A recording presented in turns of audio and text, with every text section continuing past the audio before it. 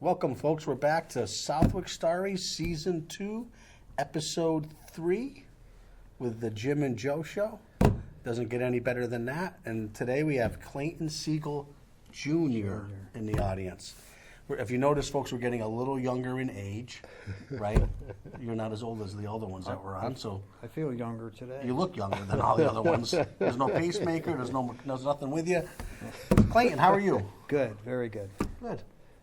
Welcome to Southwick. Oh, thank you. How long you been here? Pretty much 73 years. There you go. That was my next question. 73 years. Wonderful. Yeah, I was, actually I'm a Camp Lejeune baby. I was born, my father was in the Marines. They're on TV for the commercials. Are you going to get any money out of that? No. You check? Nah, his time era. Yeah. Oh. I had my own business, so I just Yeah, had more money than I ever need, so. I hear that in Southwick happens a lot. Yeah. And, I haven't witnessed it, but I hear about it. Yeah. so we spent some time down there, then we came back to Southwick. Wow. My grandfather lived in the farmhouse. My father's house was built in the potato patch, and my Uncle Aldo's house was built in the strawberry patch. And the whole Cigal family lived right in one spot on Congamon Road. The family compound. Yes. All three houses are still there? Just up the street from Yeah. the Putnam compound. The former Putnam compound. Yes. Yeah. Okay. Yeah. All the houses are still there? They are. Nice. They are. Coward owns the farmhouse, the grandparents' house. Okay. And they were some interesting people. I was pretty young when he passed away. He was in his 90s. Okay. But I used to go over and sit on his lap, and he had apples, peaches, pears, cherry trees, grapevines for the wine. Yeah. I'd go pick an apple, and he would carve it with one piece of Really? With his jackknife, right? yeah, with a little knife that he used for everything else. 300 times. Yeah, exactly. And you survived. Yes. Yeah, look at you. Yeah. You know, he was quite a character, and we all grew up together, cousins. Yeah. It was a great thing to have that much family around. Yeah. My mom became ill when I was 12 or 13 years old, so we had people around to help us out. And, Yeah. it was a pretty good time. We had tree forts in the woods. We had irrigation ponds to skate on in the back. Oh, wow. We had underground forts carved in the woods because we had all that wooded area. We had the lake. Could go down to the lake fishing. Right. That was a great time. Then as you aged out of fishing, the Pensy girls came and were camped in... Oh, boy. That's all I hear about are the Pensy girls. Well, we're going to talk about Yeah. the Pensy girls since you brought it up. That just made it fair game. Berkshire Avenue. Berkshire Ave. Because I think that's a fascinating chapter that people like to hear Yes. about. Yeah. Another time. It was great. How old were you then? 14, 15?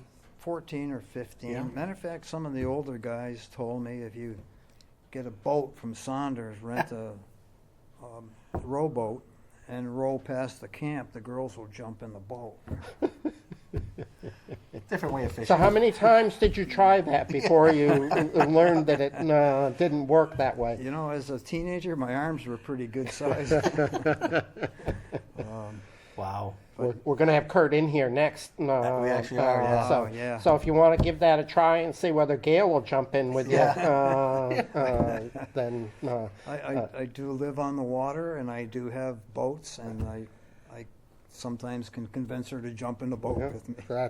that's very good Yeah. At this point in your life. So you were attracted to the water from a kid and you stayed with Yeah, it? yeah, I really liked growing up.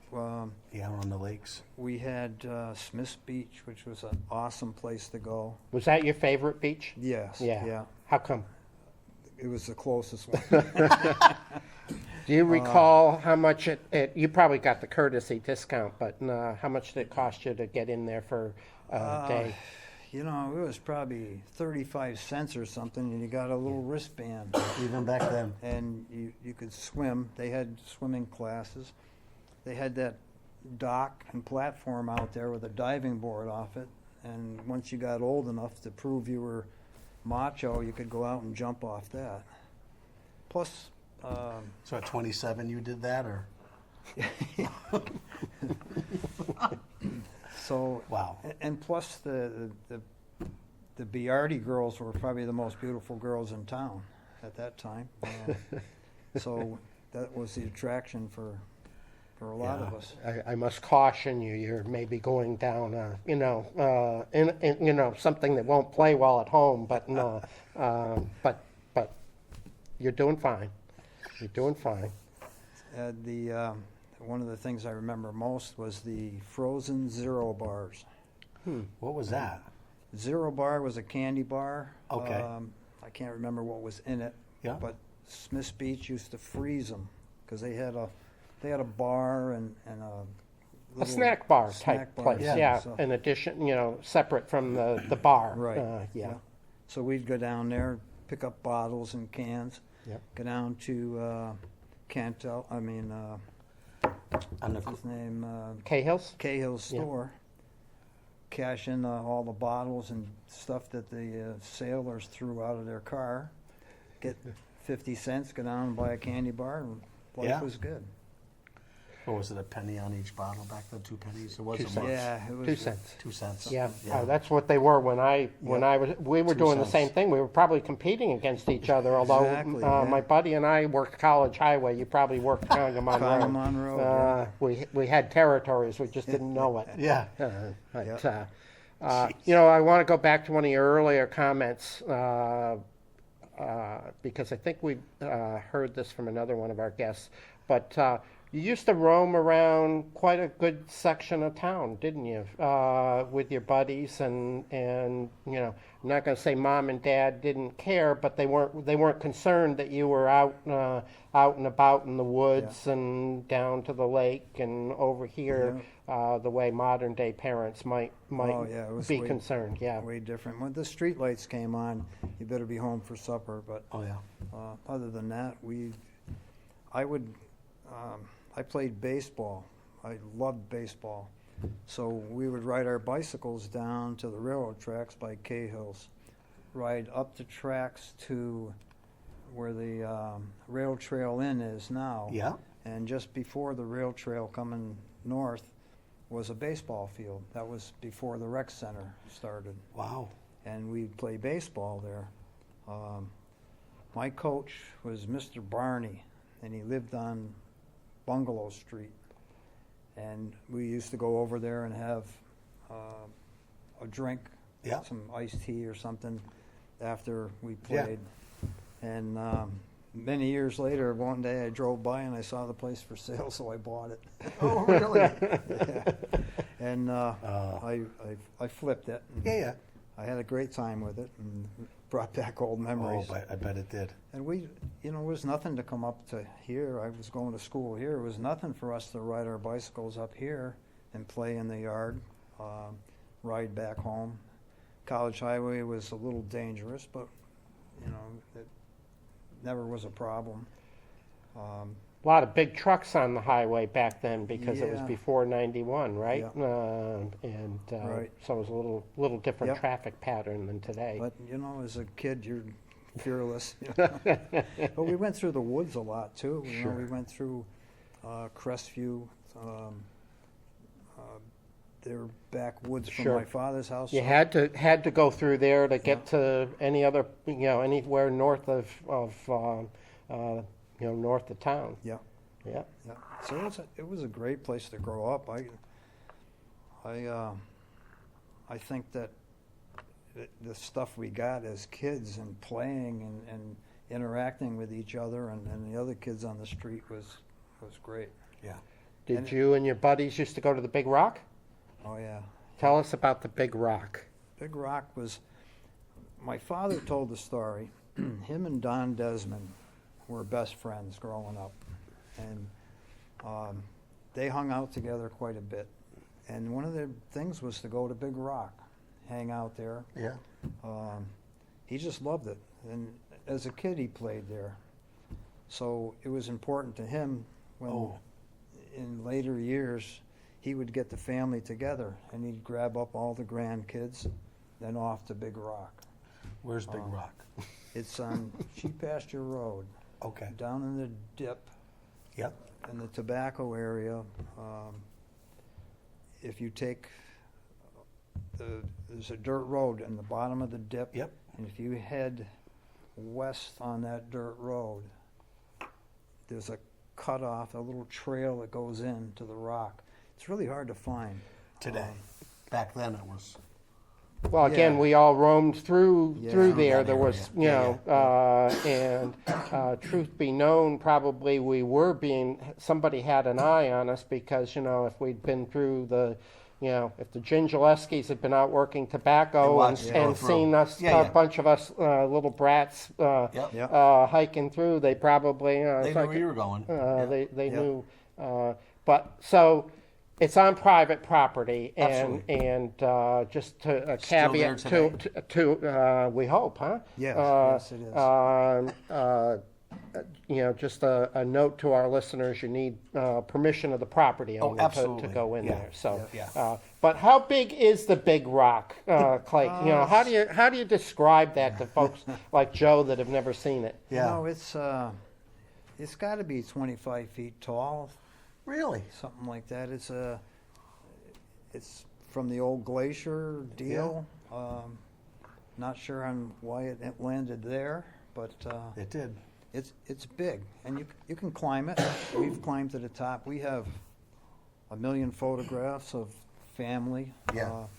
When my father passed away, we went there and we celebrated, and that was Oh, that's awesome. sort of our wake and funeral thing. Yeah, yeah. Because he really loved the thing so much. Right. And all the grandkids know where it is. Right. I was with Kevin Bishop Oh, last week Me too. at a Yeah. baseball game. I right miss you after. by I miss you right by a after. day. We talked about you, Yeah. Yeah. Okay. I bet. and we were talking about something, and he mentioned Big Rock. I said, "Have Wow. you ever been?" He said, "No, I don't know where it is." I said, "Well, when you come back, you let me know, and I'll show you. I'll take you for a spin down there. I think I can." I think you're taking two of us now. Yeah. But yeah.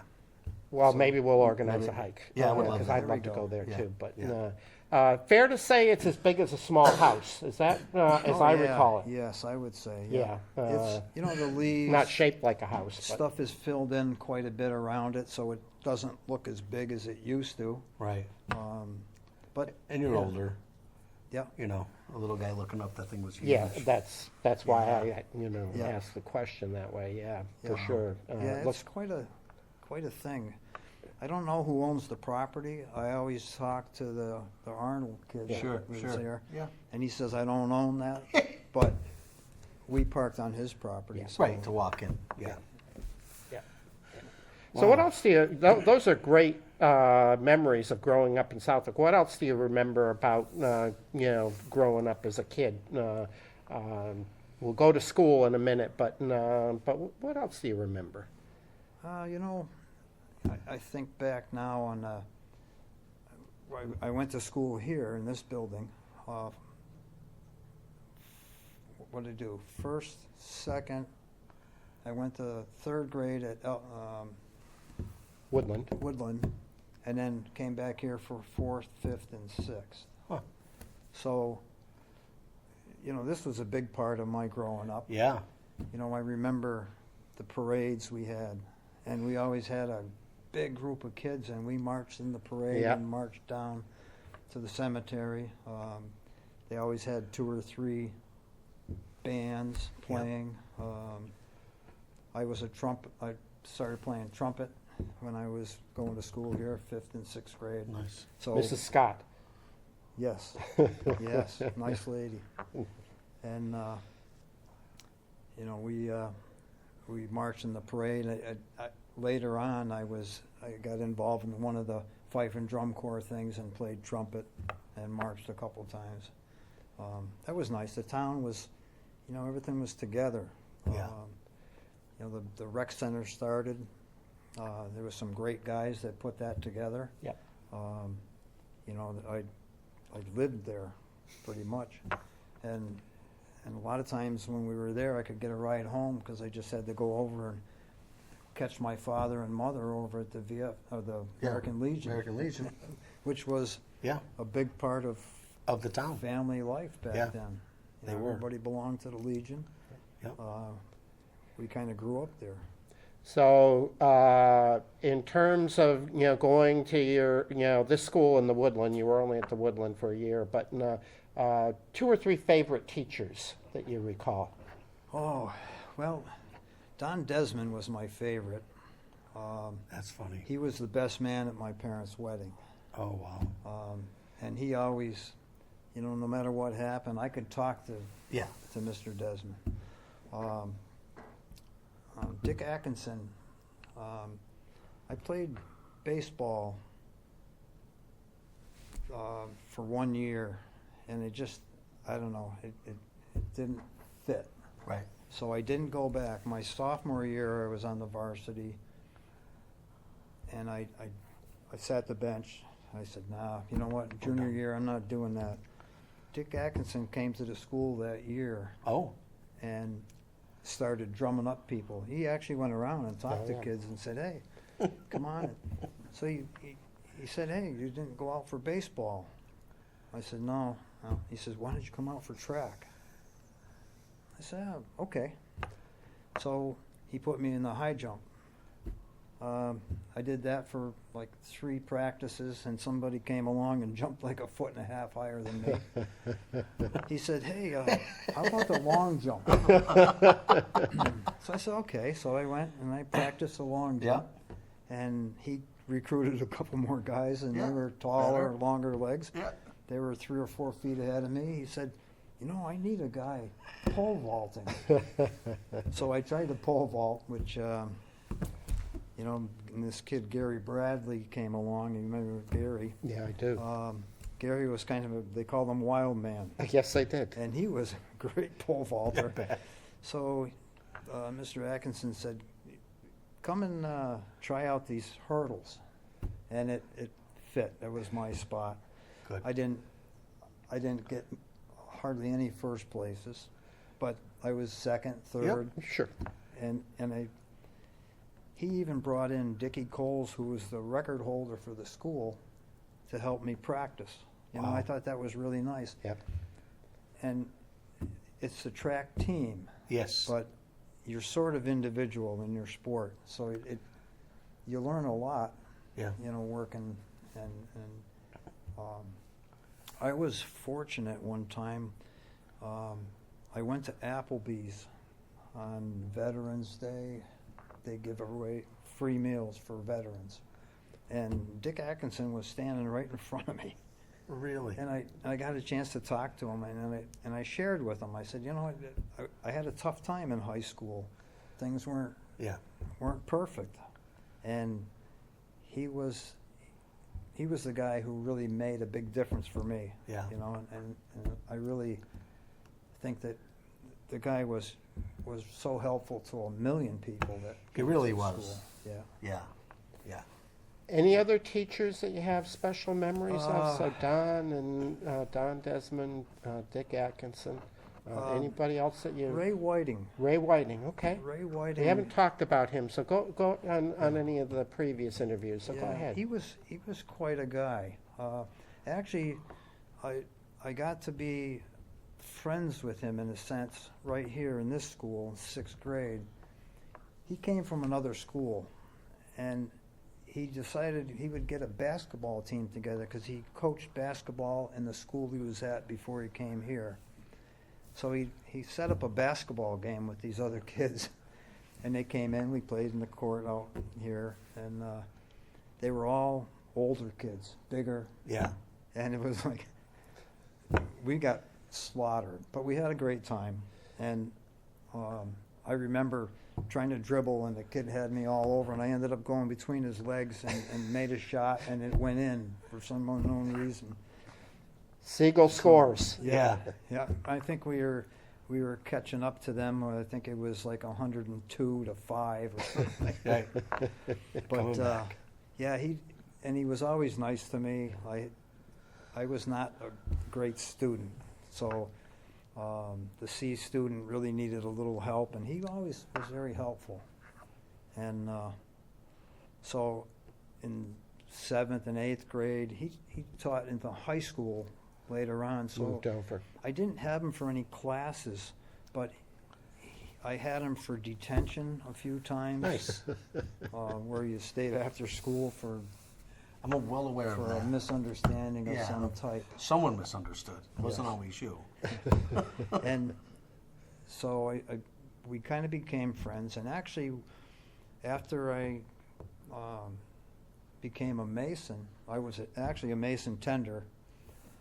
I ran into him, and he asked me if I would come up and build a step for him. He built a couple houses up in Granville.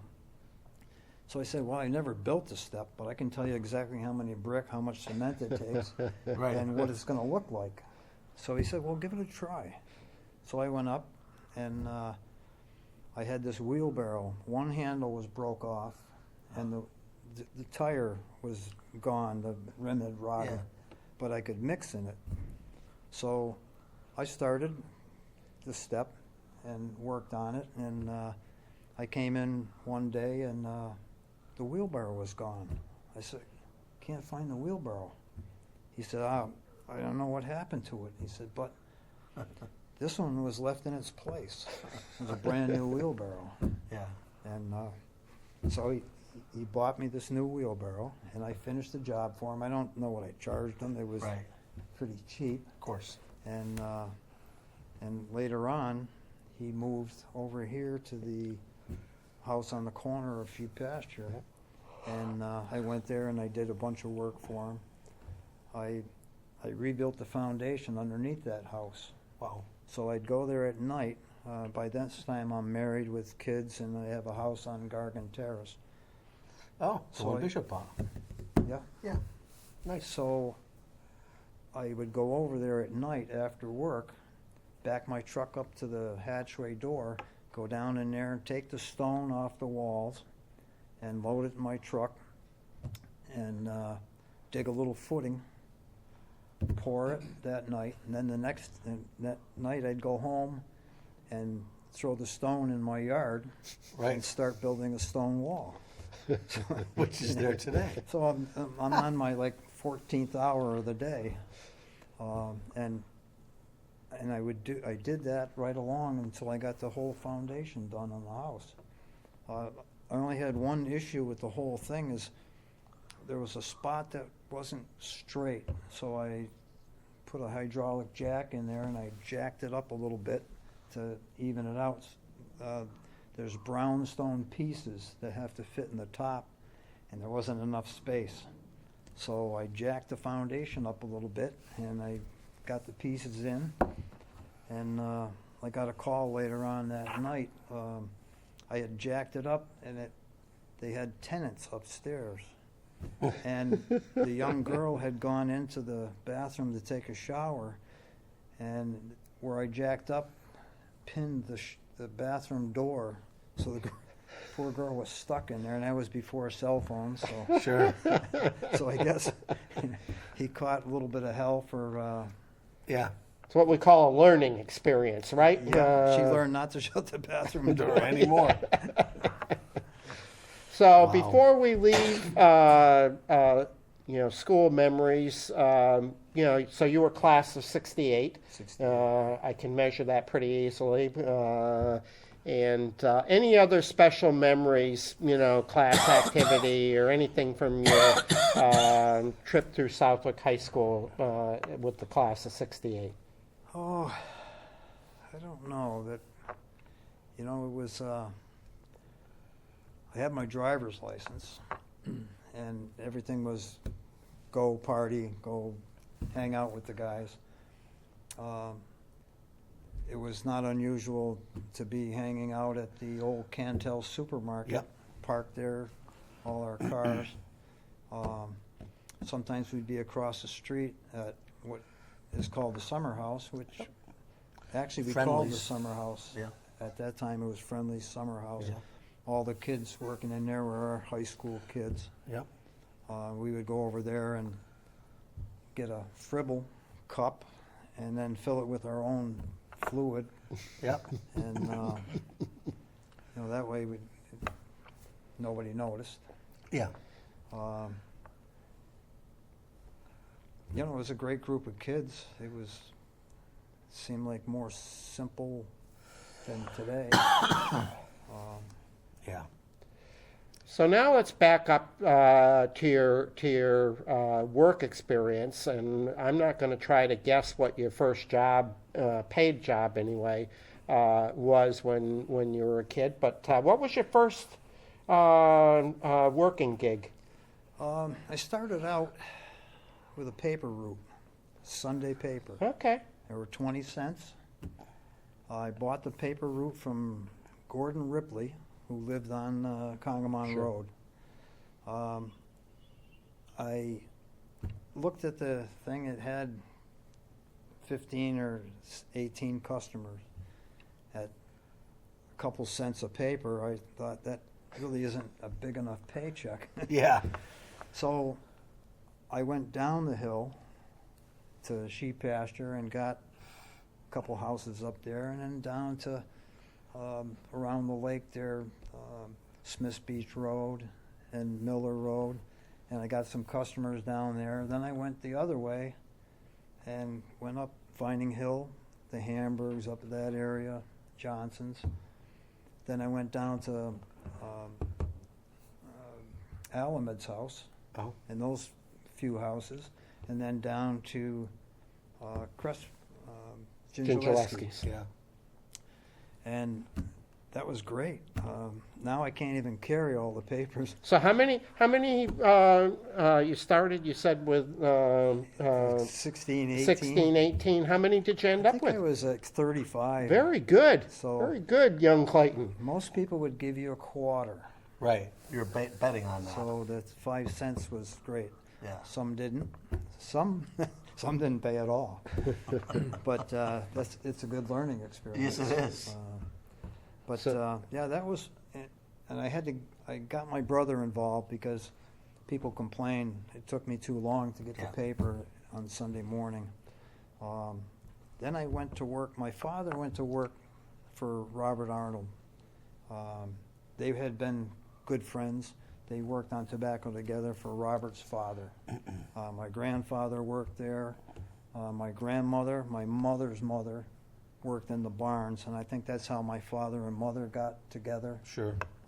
Not sure, but so my father went to work for Robert.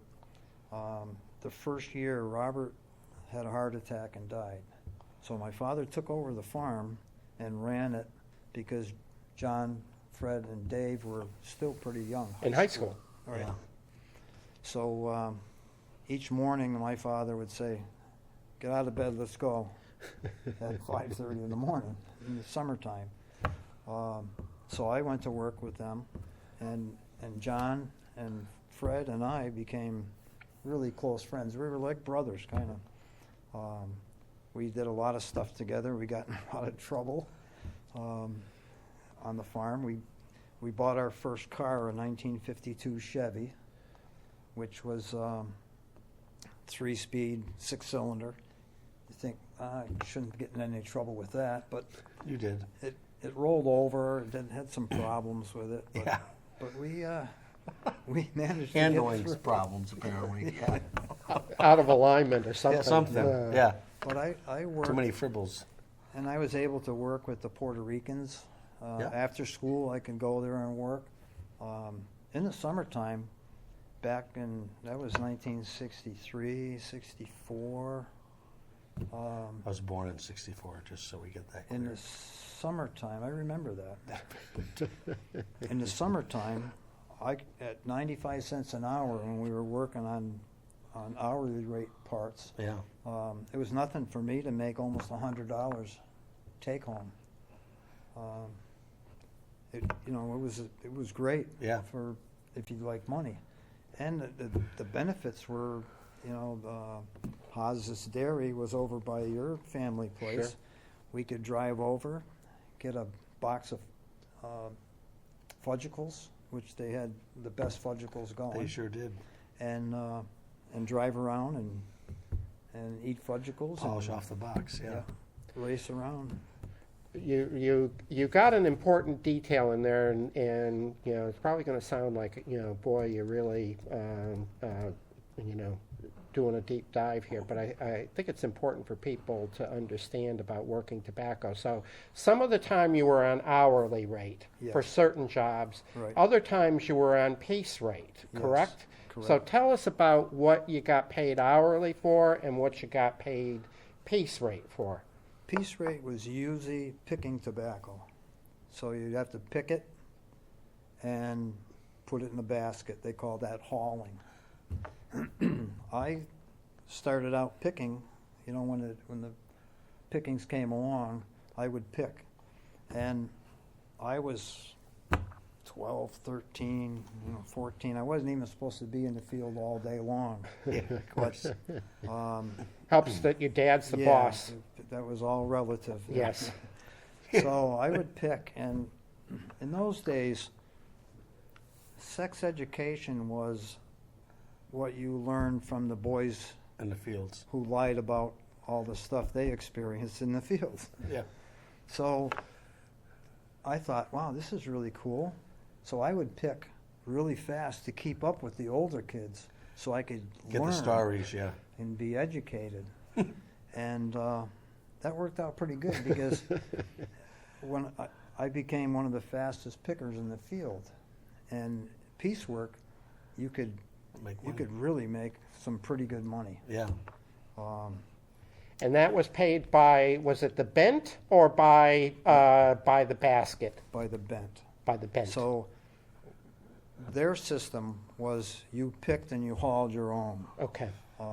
Some guys had tweaked that, and they would get a guy to haul for them, and they would just pick.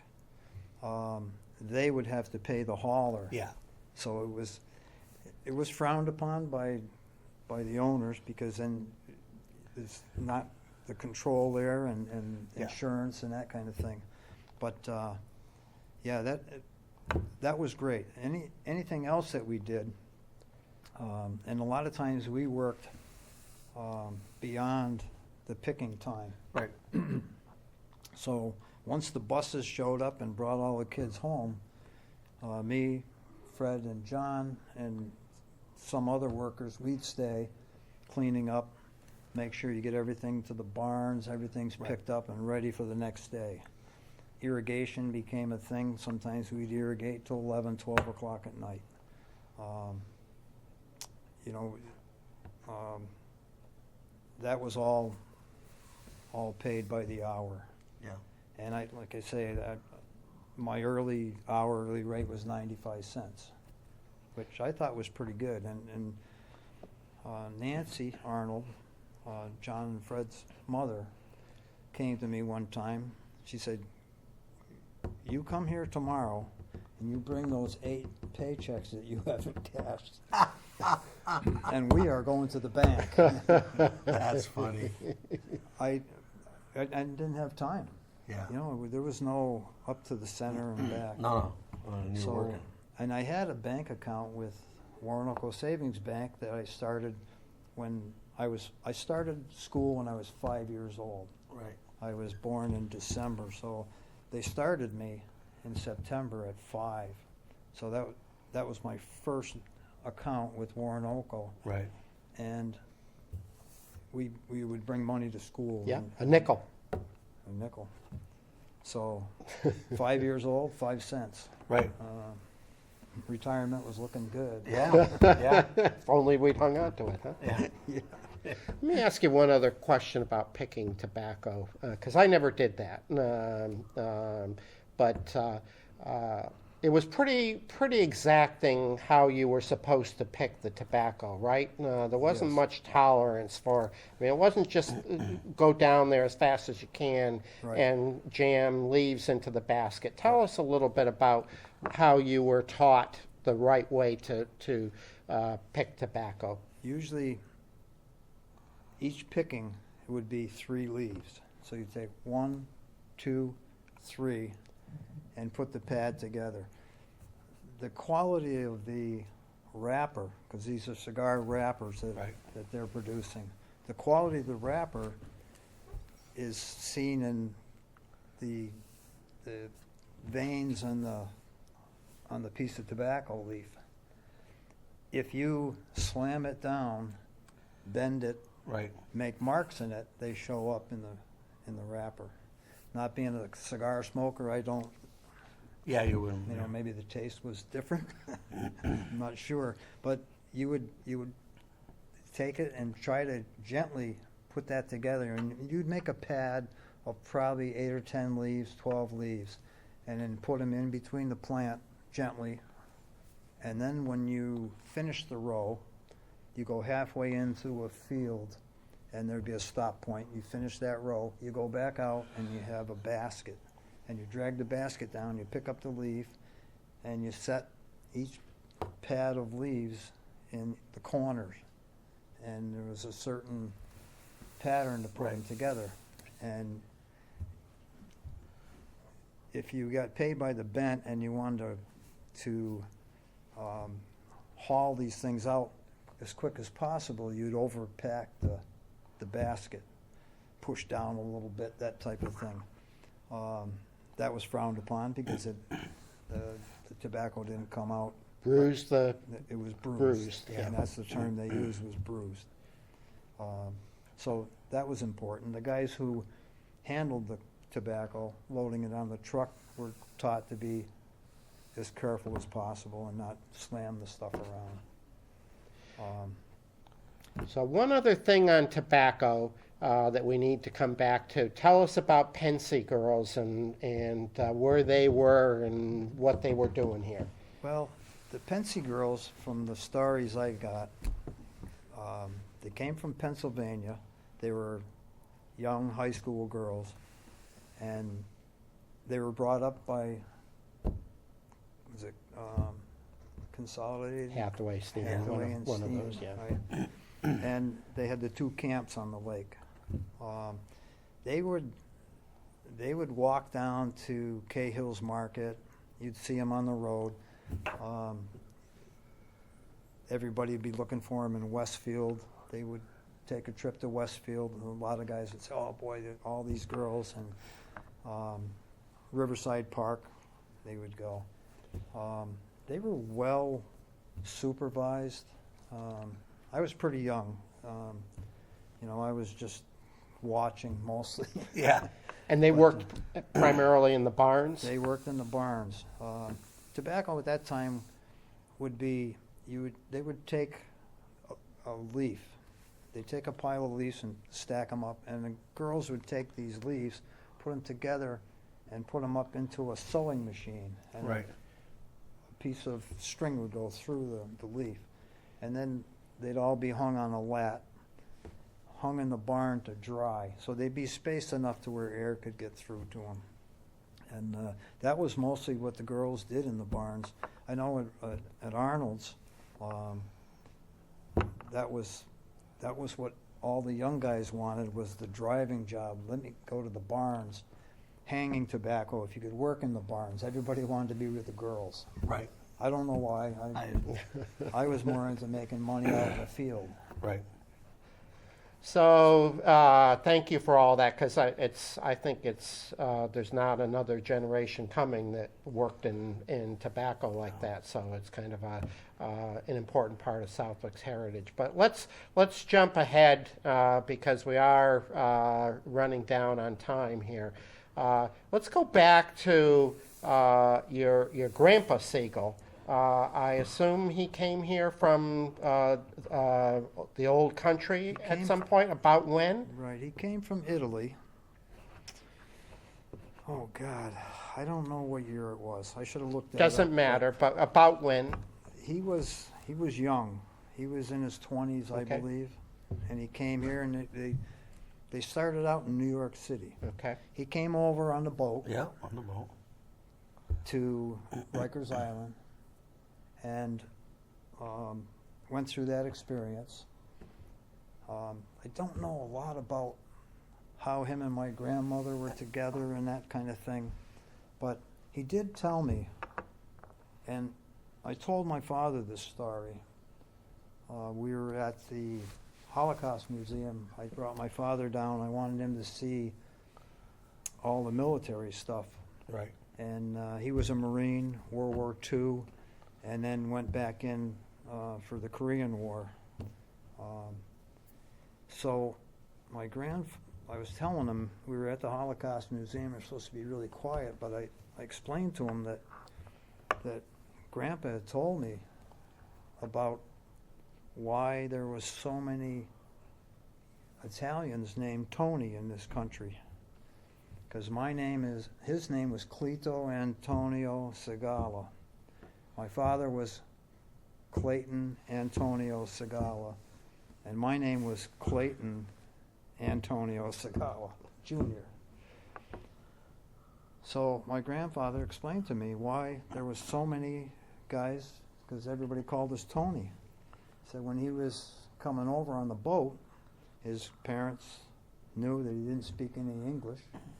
He had very little money, so they put a tag on his shirt, T-O-N-Y, to New York. And that, How do we say your last name? Cigal. Matt Cigal. Well, we changed to Cigal at some point so that we didn't sound so mafia. So your dad your grandpa and grandma were in New York City for a while, but then they come up here, and you know what attracted them to Southwick? Was it to work tobacco or ice or what? No. I don't know exactly how that happened. And funny thing, when parents pass on, the history book closes. Quickly. My grandfather worked the ice houses, and there's a picture of him in one of the books. He was a foreman on the ice house at one time. He also worked on the railroad. I know he lost an eye banging those things in a chip of metal. So he did that. Plus he had the little farm and stuff going on. He had quite a bit of stuff for a guy who never used a piece of machinery to do anything. Right. Shovel. Hard worker. He was Hard unbelievable. worker. He would sit and drink his wine. He had a little spot underneath a huge pine tree, and I would go over and he would send me out in the garden to get stuff, maybe pick some strawberries or an apple or pear or something, then come over, sit on his lap, and he'd take my sneakers off and empty the sand out, fix my socks for me, and just and sometimes shared a glass of wine with me. Well, that's a special memory. Yes. Drinking wine with Grandpa. Yeah. He had a I'll cold bring that cellar. up to my grandchildren and my son. I'll ask them that. Yeah. I try to avoid that with my grandkids because they won't buy their own. No, they won't. No. So at some point he was able to, I suppose, save up enough money and buy a small farm on Congamon Road. Yes. He initially lived in the house on the hill on Berkshire Avenue. The name slips me. It was owned by Berkshire Ice. Okay. And that's where my father was born. And I have a picture of it on my wall. He was born in one of the rooms there, not the hospital. Yeah. Before they bothered with that kind of thing. And it was quite a thing. And then they were able to. I don't know if that house was built for him. I think it might have been. But that's the White House on the south side of Congamon, right at the bend. Yeah. Where the No, not not at the bend. not at the bend. It's on the straightaway Okay. before the bend. So you got Coward's Farm, Yep. 2, 3, 4 little houses. Okay. Yep. Gene Stewart lived Okay. in Yep. one, That's right. and then my father's house. Yep. Yep. I sold it to Franny Hart's granddaughter. Oh. She was living up there. Mrs. Hart still lives in the in the house on top of the hill Yep. going down. Franny Hart's grandson lives in the old Carson house, which was on the right on the corner, little farm area, and then Hart's garage was in the back. Yep.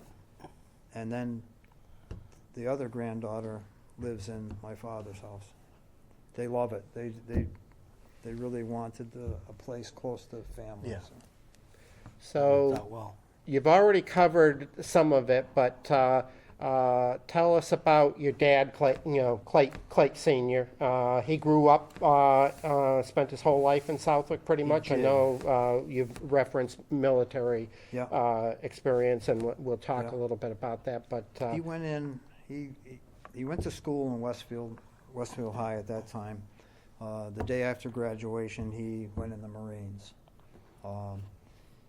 He grew up on Congamon Road. Him and Don Desmond were close friends. Don's mother had the bar and restaurant at the foot of the hill across from Saunders. So he spent a lot of time there, and then North Pond and stuff, and on the lakes. In his later years, with the dementia and issues that he had, his girlfriend of 30 years Yeah. would call me up and say, "Clayt, better come get your father before I kill him." So I would go up there Yeah. and take him out of the house, give her a break, and that's a lot, taking Yeah. care of Yeah. a absolutely. person like that.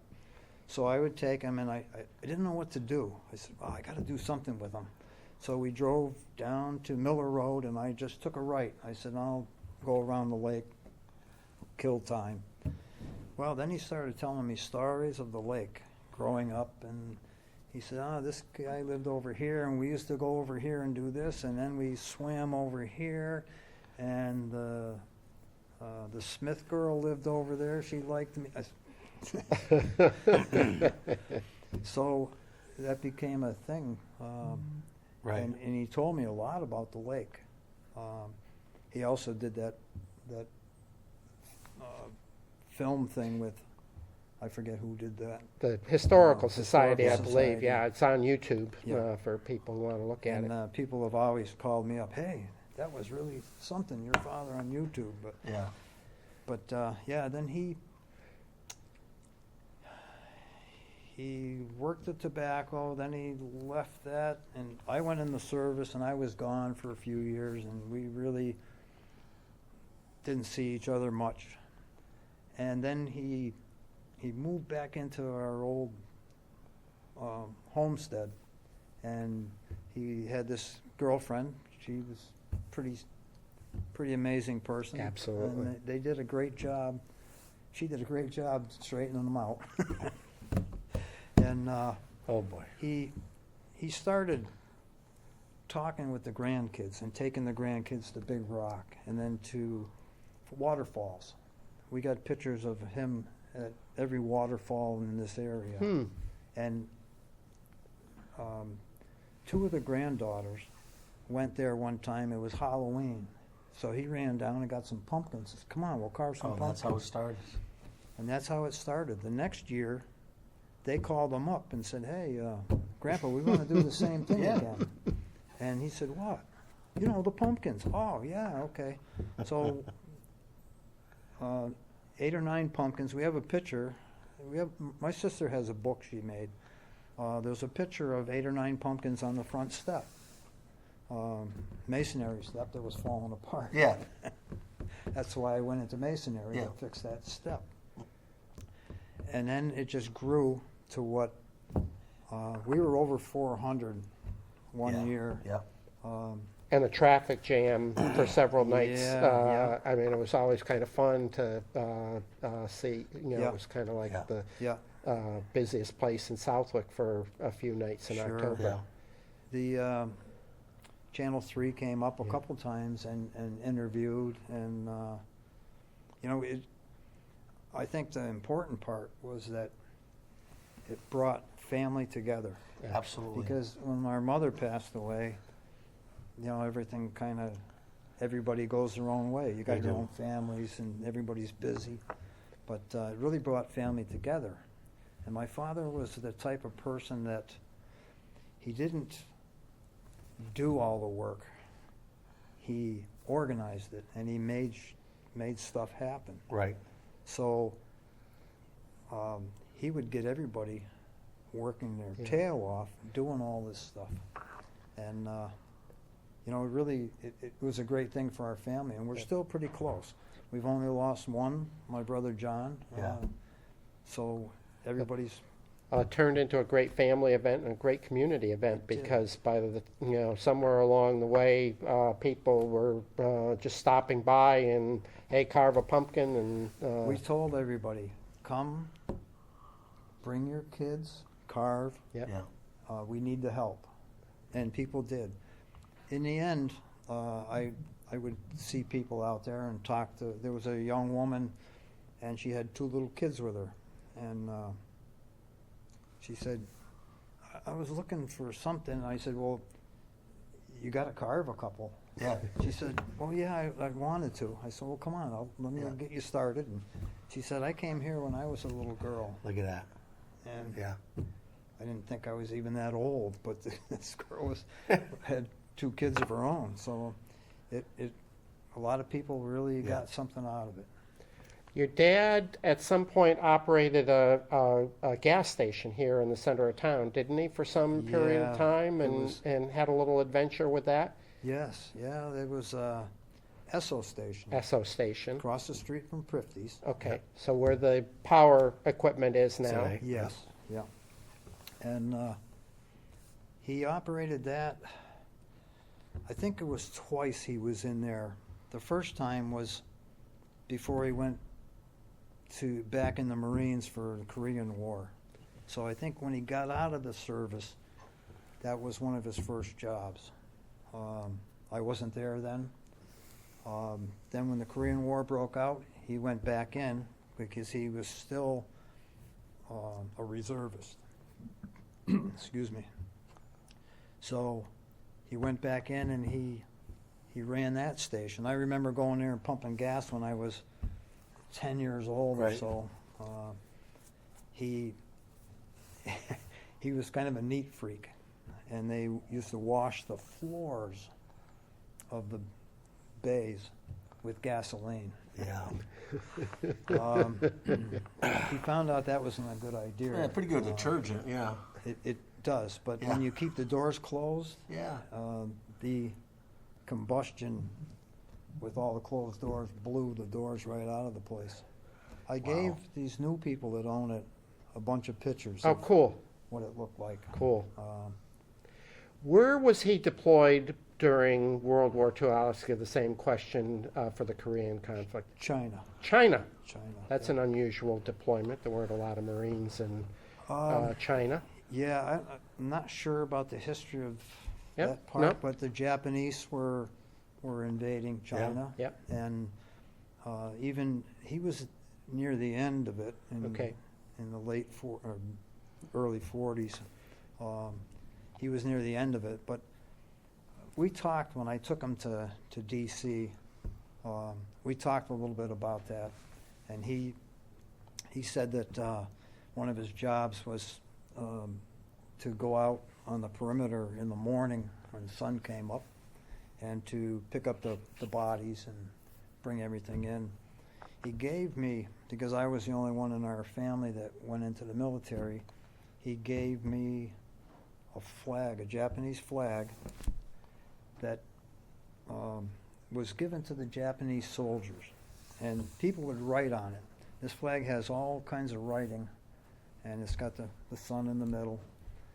And I researched a little bit, and the families wrote stuff on there. Good luck, have a great Sure. time, whatever. And this flag has a bullet hole in the middle of it. I'm assuming it was in somebody's pocket. And he gave me a Japanese katana, which I made a little thing Cool. with a bunch of his Marine stuff and hung it on the wall. But yeah, that was his thing. He never talked about No, it. they didn't. And how about Korean War? Do you know where he was then?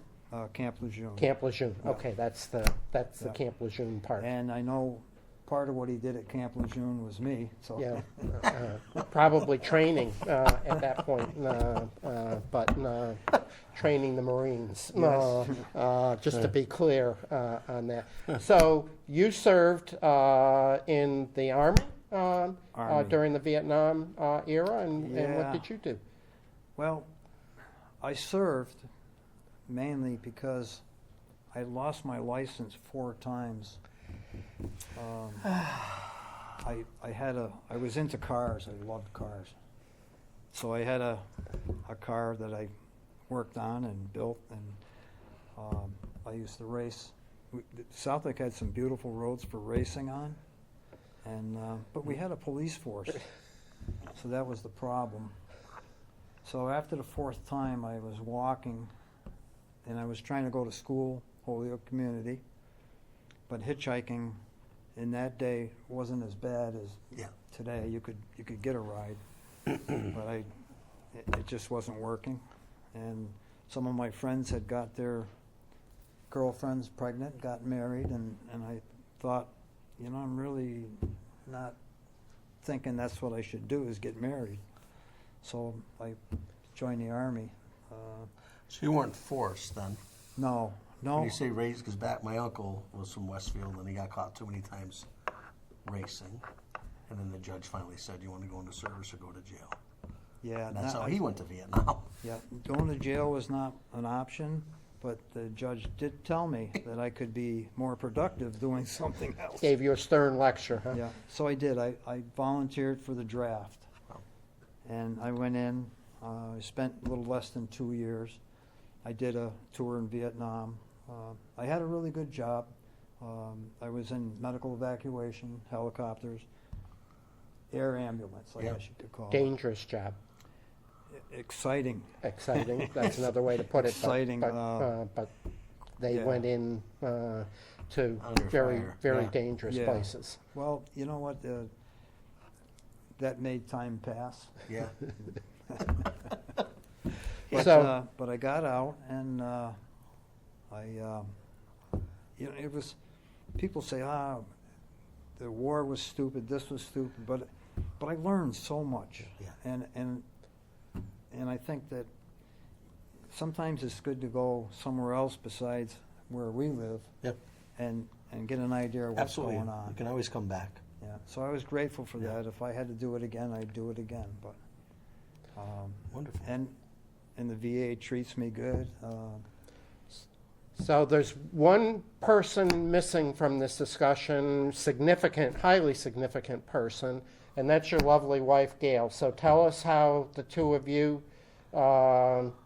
met up and eventually came to be married and raise a family, and both of you have had, done just wonderful things for the town of Southwick over many years. So tell us a little bit about Gail.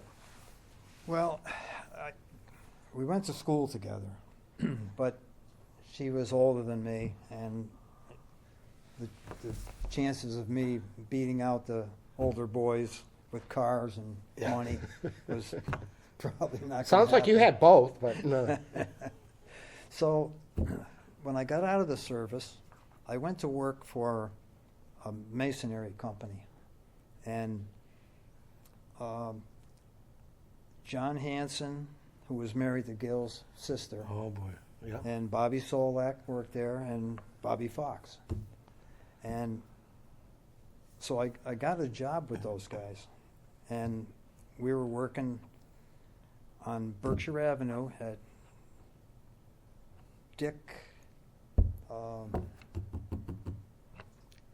boy, getting old is. Yeah, you've recalled a lot of things, so Yeah. The guy in the downstairs office that does conservation, not conservation. Grenell's? Dick Grenell's. We're working at Dick Grenell's house. Wow. And I was out there with no shirt on, carrying 100 Oh, yeah. things up the ladder. Fabio. And a girl on a bicycle came by with these little yellow short shorts with a little boy on the back, and I thought, wow, That's pretty sharp. You were smitten. I was smitten, and she was married and got divorced and was living on Berkshire Avenue with her sister, and she drove by, and I thought, I like that. So John and Susan Yeah. said, you know, we're going to a party and Clayt's going to be there, and so Yeah. we met at the party and we got talking, and then we went. It wasn't even a date. We went to Valley Steakhouse because I never had lobster ever in my life, and she said, "Oh, lobster's great." So we went, and we got to be kind of friends first, Yeah. and then slowly got together, and she Ta-da. worked here at the town hall. How many years have the two of you been married? We've been together 50. 50. Okay. Okay, 48 married. Congratulations. Wow. That's quite a record. And I was talking about it with somebody the other day, and I said, I think that doing what I'm told is Has the worked out best rather well. thing is working really good. Yeah. And of course, when you get to be this age, she forgets half of what she tells me to do. I only have to do half, It's a win-win. and everything's going great. That's probably great advice for some of our younger listeners, if there is any such thing, I Joe. what do you consider young at but- this day but, and age? Yeah. This has been a great conversation. It's obviously gone over a little bit, but That's fine. anything that we left out before I turn it over to Joe? No, I think, This has been fun. I can't- I appreciate Clayt. you coming on. This is great. yeah, well, Really appreciate it. Thank you. I was pretty nervous. I said, oh, boy. You're not around us.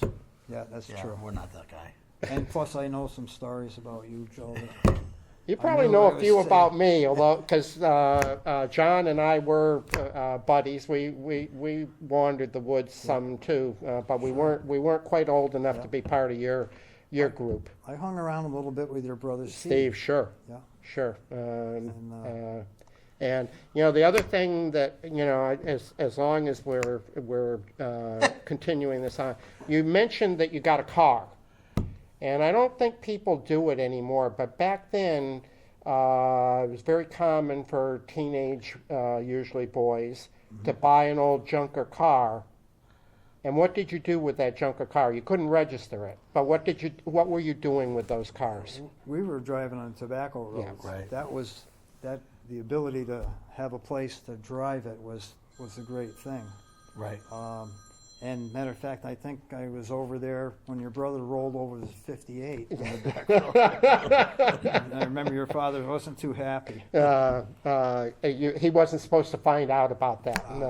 I'm sure your dad was unhappy about a few things too, but yeah, that was very common, right? Sure. And you could drive all over town if you knew where the tobacco roads were. So Yes. it wasn't just one farm that you were on. When you said Yeah. you went to Haas Dairy for ice cream, Right. you drove there, but you drove Yeah. probably through 3 farms to get there. We drove crossed over sheep pasture into tobacco over there, drove across to Berkshire Ave, parked in the tobacco field, and went down to the Old Town Beach because there was a really beautiful young lady that lived right next to the beach, and some girls that would hang out there. So that was, and you know the nicest thing, and I think back, I taught my grandkids how to drive. When I went to driving school in Westfield, my father told me, "Don't tell them that that you can do donuts and three, all this Yeah. other." Your farming life. So the guy said, "Do you have any experience?" And I said, "I drove a little bit." We got in the car and we drove off, and I had driven all over the place with the car on the road, drove tractors down the road working on the farm. So I got in to drive. The guy, after about 10 minutes, he looked at me and said, "You're full of crap." So I had been driving for a couple years, Right. and a lot of it on the road. I remember Charlie Wolf stopping me one time. I was in a Charlie Wolf being the chief of police Chief of at that police. time, sure. in a cut-down bus, driving it into Connecticut, and I was 15. And he said, "You tell your father to give me a call." But that's the way. Yeah, continue on. Yeah, wonderful. Well, I think we're... Let's call it a wrap, we're huh? on it, yeah. Okay. Thank you very much, Clayton. We really appreciate it. Oh, thank you for having me. Yeah. All right. Thank you so much. Folks, That that's was it wonderful. for this show. Nice job. Enjoy it. It was fun reminiscing. Yeah, yeah. Now you can think of all the things that you wish you'd included.